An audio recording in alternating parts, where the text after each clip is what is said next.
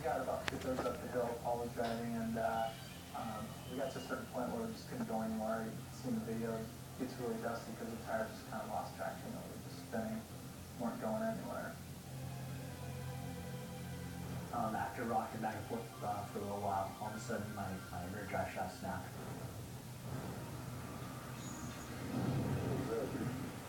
Did you hear that? Yep. And I knew I didn't have any traction. Paul tries in vain to steer, but a deep rut sends the truck sideways.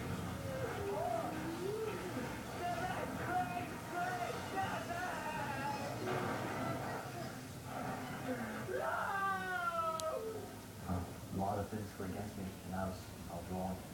And I just told everyone to get down. Brace yourself. Pedro's sitting it back. There's no roof. Skull could be crushed.